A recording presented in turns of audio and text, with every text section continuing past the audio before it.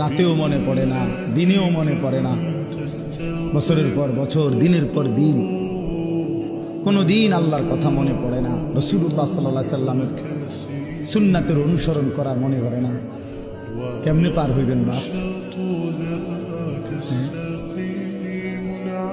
এত বছর দাড়ি কাইটা আখিরাতে পার হইবেন কেমনে?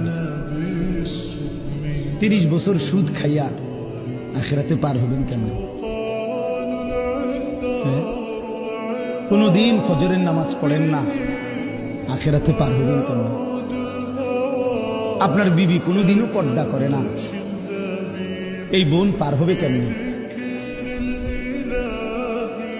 30 বছর ধরে প্রতিদিন আপনার ঘরে রঙিন টেলিভিশন চলে, আপনার বিবি বাচ্চারা নাচ গান নর্তকীর ছবি নাটক সিনেমা দেখে, মুক্তি পাইবেন কেমনে বাবা বলেন?